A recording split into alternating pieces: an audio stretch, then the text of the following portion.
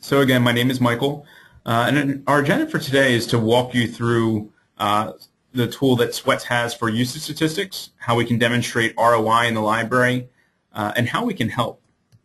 So going through this a little bit, there's some common experiences that have been, brought up by lots of librarians.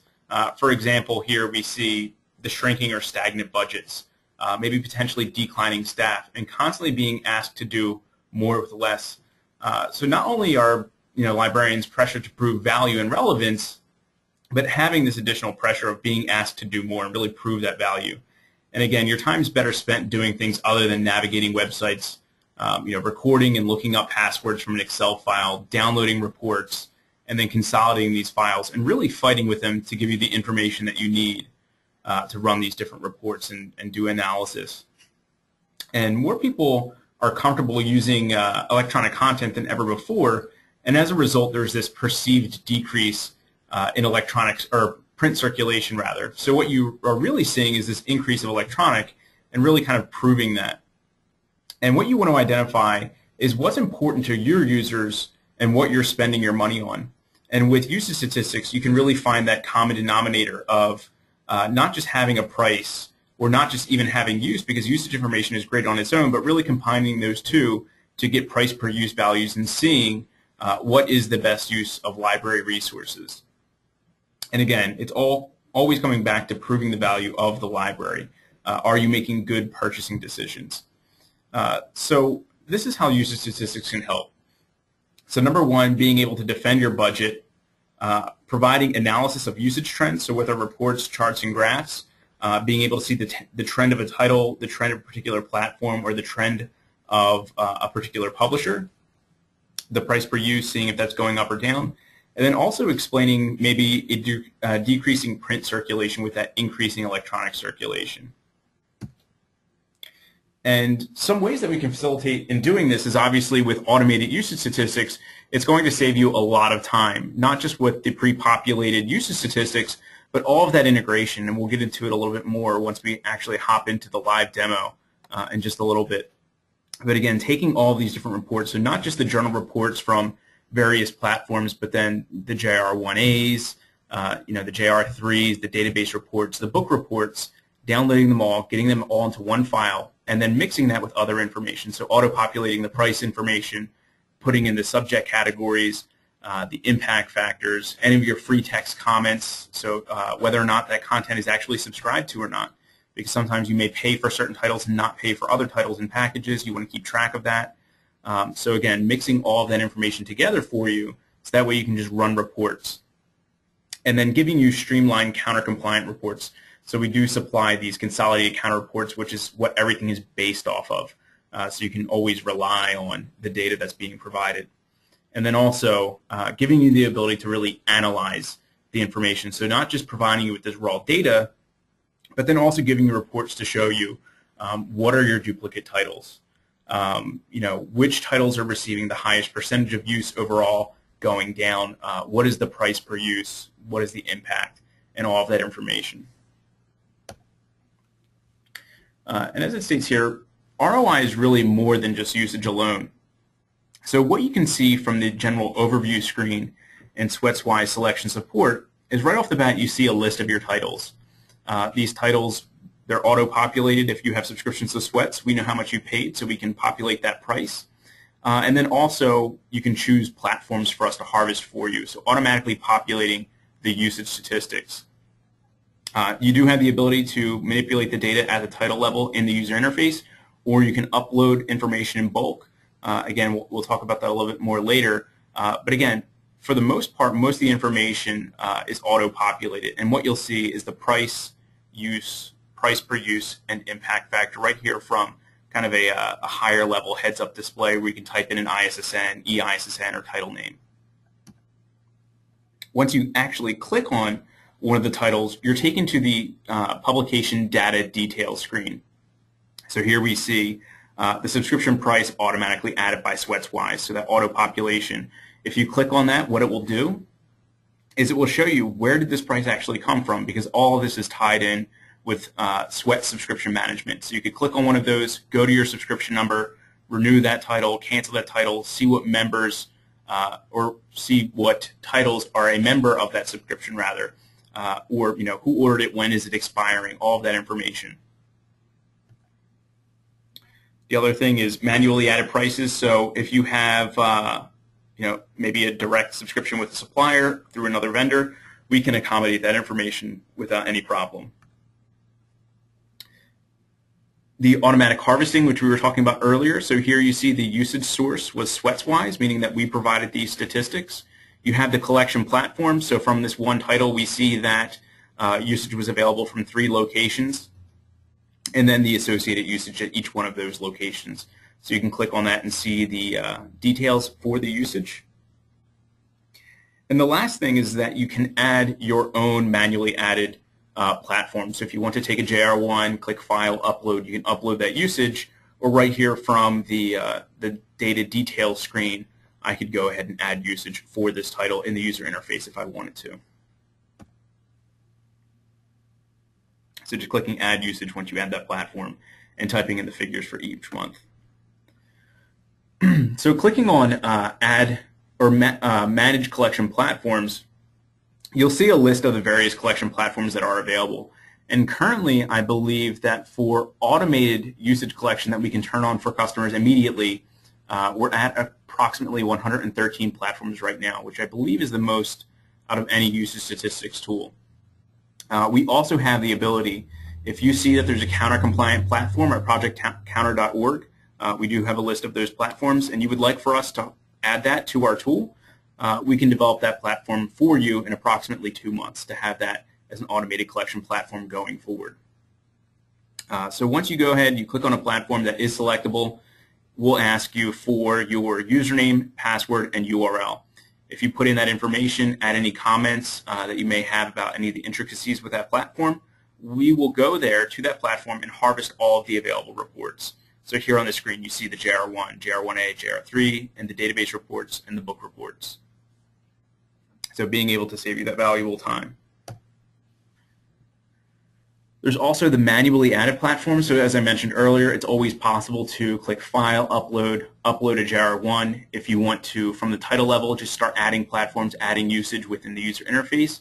All of this information will be reflected over here at the manually added platforms section. And the last thing is taking a look at the available platforms for automated collection. So here, if you were to navigate to this tab, maybe if you were interested in selecting more platforms, you can see exactly what platforms we have available, and then at that platform, what reports do they have. And again, we can have those activated in approximately 24 hours. The other thing that we allow you to do within Selection Support is make your own packages. So usually when I say packages, individuals think of their traditional, maybe their Wiley EALs or their Springer links, but really packages are anywhere that you would like to see a higher level price, use, and price per use, aggregated, all those titles together. So if you want to make packages by maybe discipline, maybe by department, a fund, really any way that you would like to see that information broken down, you have the ability to do that in addition to the regular packages, how you would set those up. So by clicking on the packages screen, you can see here I made a sample package, Cambridge eDeals, Springer eDeals. You see the number of titles included, the total price of that package, the year-to-date usage, and then the price per use broken down. If you click on the number of titles here, we see the 750 being a hyperlink. That publication overview will be just those titles in that package. So that way you can see each member title, what is its price, use, price per use, impact. And then if you click on that member title, you can see the details of it. So where did this price come from? Where did this usage come from? All of that detailed information. And that brings us to the reporting. So lots of different reporting options available. I'll go ahead, I'll open up some Excel spreadsheets, maybe show you what you can do with some of this information. But we have, again, the counter reports that you can download, see the raw publisher reports, where the information came from, the consolidated report, and then your own custom reports. To go ahead and start running maybe trend analysis and all of that non-counter information, pulling in, again, the subject classifications, the price per use, maybe comparing different years. And again, there's the interactive charts and graphs as well. So with that said, we're about to hop into the live demo in just 1 second. Do we have any questions so far, or anything that maybe you would like to see me cover in the live demo?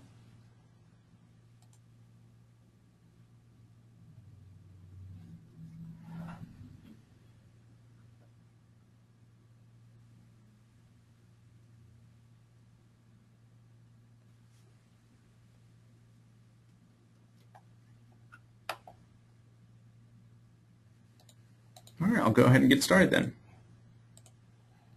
So here's an example. We're on a selection support account. You would navigate to here, go to reports, usage reports, click on data management, and here you see all of your data that you have with Swets.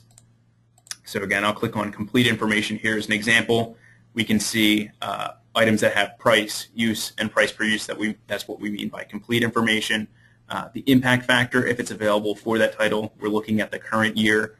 If I wanted to look up a particular title very quickly to get a snapshot to see what its price per use is, how it's been performing in the last 5 years.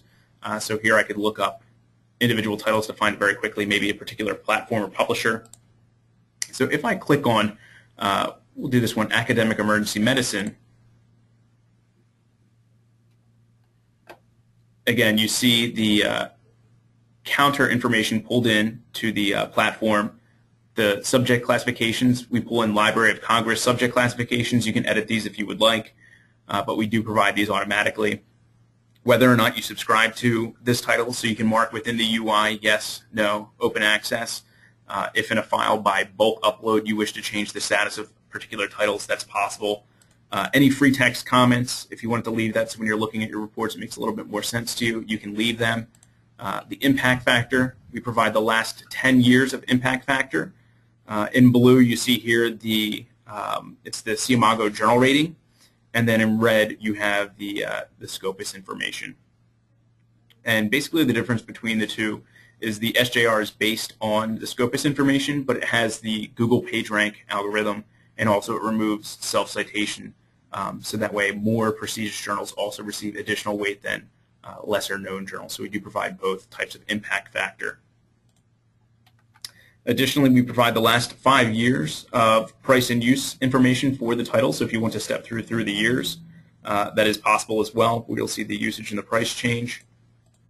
If you click on the price information that's been supplied by SwetsWise, it takes you to subscription management, where you can go ahead, renew, cancel, view the all the information that Swets keeps track of for you, the start date, expiry date, who ordered it, and then also, as we saw earlier, where the usage is coming from. So here we see it's an automated platform. Swets is harvesting the usage. Swets also has the price. We're adding that automatically.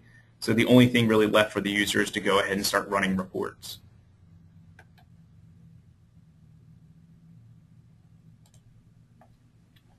So what I'll do is I'll hop into the reports in just 1 second. I'll give the charts and graphs a second to populate. We do have those available with the reports.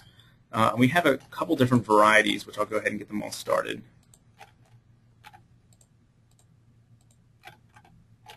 Just give that a minute. Okay. So starting with this one, we have the year-to-date usage, top 10 publishers and collection platforms. So I've selected the year 2012. Again, these charts and graphs are pretty good for showing to higher level individuals if you just want to show them a snapshot of what's happening in the library. So the top 10 publishers, here we have Elsevier with 404,000, 21.5% of the overall usage for this particular library. And you can see the key down at the bottom as well. The price per use, so if you have your price information uploaded into the system, we can tell you by each publisher who has the most expensive price per use going through the years. So if you do notice that a particular publisher is very high up in your list, you may want to evaluate that or see if you can't negotiate a better deal with that publisher. Usage over the years, top 20 publishers, so if you want to see that trend analysis of is your usage increasing or decreasing with that publisher, you can see 2009, 10, 11, the last 5 years. And then up at the top, seeing the, here I'll kind of just zoom in a little bit here for us, maybe an increasing electronic circulation. So 2010, 11, and 12, and we see the months through the year to see what the electronic circulation or full text usage was during that period.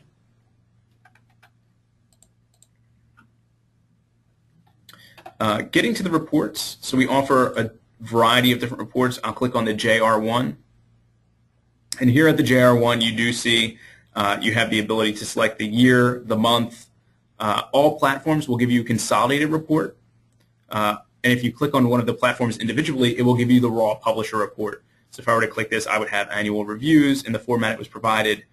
Or in this one, I can have all of them and receive it in an Excel format. And that's just the counter reports. But going over to the custom reports, lots more options available. You have all of that non-counter information pulled into the report. So here we see year 2013, January through May, various different detail levels of reporting. So if I want the most granular level, I can see the title usage per platform. So this would show me if maybe I have one title, I have access to it at 2 locations, I would see this title listed twice, and I would see each access location. If maybe I'm just interested in knowing what is the total usage for this title across all platforms, I can see title level information.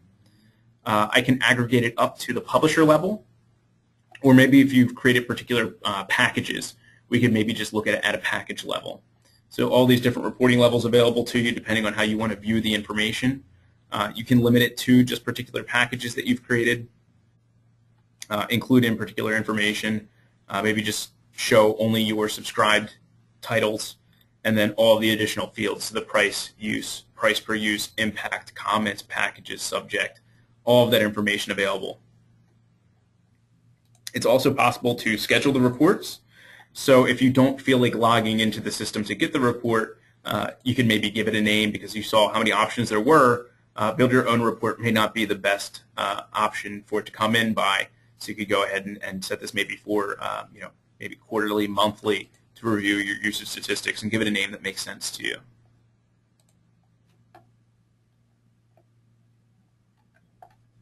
Some of the other reports that are available, I do have some samples, so we don't have to wait for them to download. I have the Build Your Own report. So here you'll see something that's very similar to a JR1, but again containing all of that non-counter information. So we have the publication name, ISSNs, who the publisher is, whether it was part of a package that you've placed it in, subject categories, so you could group them up by subject categories if you have maybe particular selectors who's responsible for just renewing their own subscriptions there or making those choices, whether or not this content is subscribed to. Any free text comments you may want to leave on it, they will be in the report, so they'll travel from report to report. And then the year-to-date usage, so January up through the current date, total usage, price, use, price per use, and impact factor.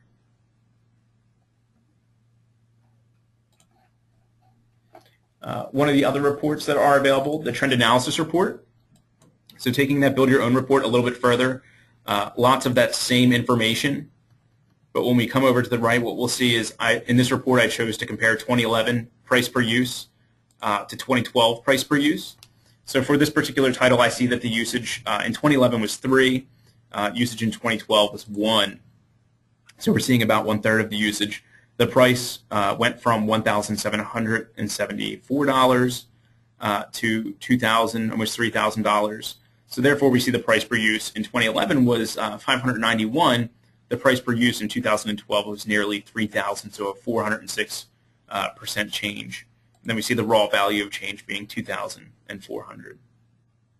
So some different ways that you may be able to use this report, looking at 2011 usage, looking at the 0 usage, so we can see all of our titles, 2 years consecutive 0 usage, and being able to see how much money we may be able to save the library here. So in this particular example, it's looking like $24,000 was spent on titles that haven't seen any use in 2 years. Some other ways that you could use the report would be filtering on maybe the percentage of difference. So were there any dramatic swings in the price per use? Did the price increase from one year to the next over maybe a particular threshold or a certain amount? Same thing with the price per use values. You could sort by high to low to see not only which journals were the worst investment, but also which journals were the best investment. So in case you had to defend those, maybe more pricey journals, or really see and evaluate those, you can stand by your good purchasing decisions as well, so not always a bad thing. There's the duplicate journals report. And what this does is it looks to all of the counter reports. So here we see that Publisher Weekly, it's listed 3 times.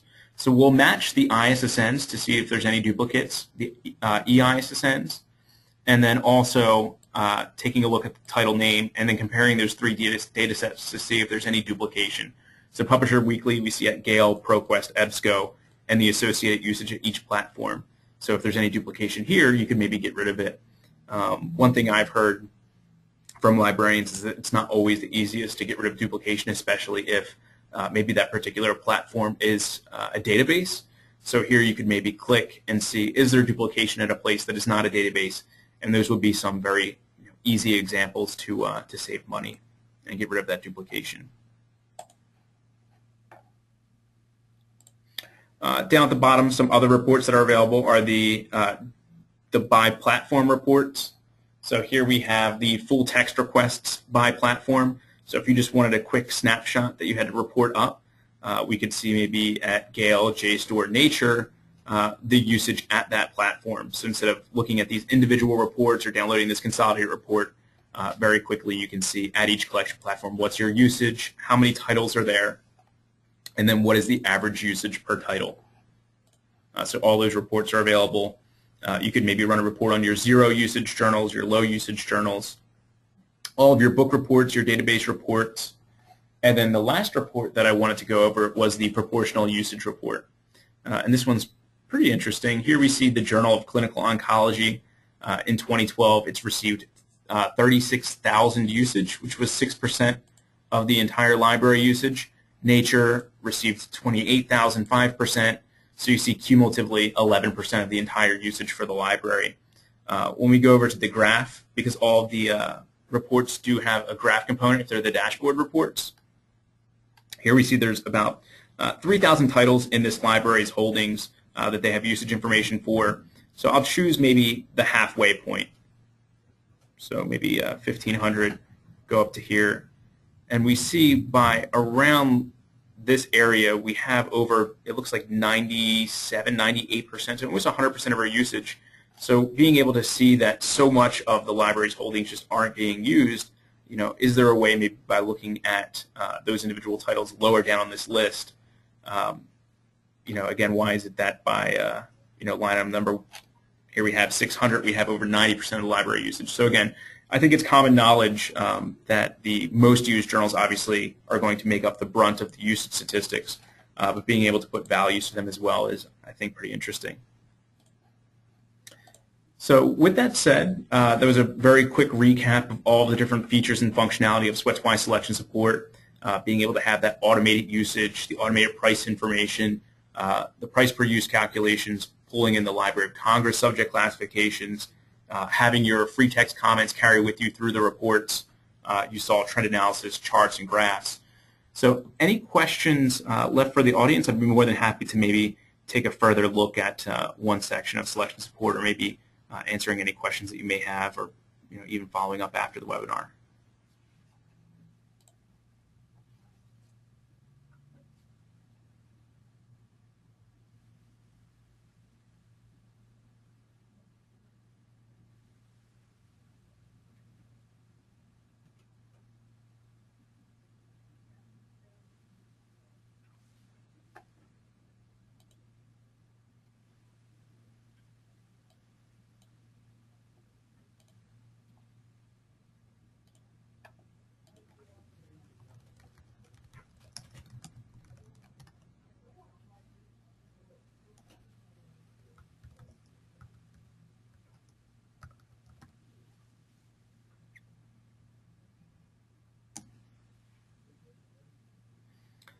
All right, I'll give it about 1 more minute, and I have provided my contact information in the chat box as well in case anybody had any questions after the webinar, or maybe one-on-one training.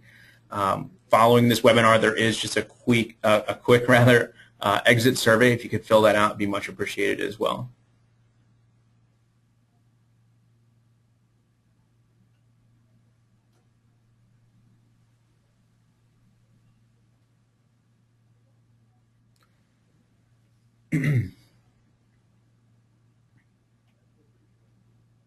Okay, well, Since there's not any questions, oh, looks like somebody raised their hand.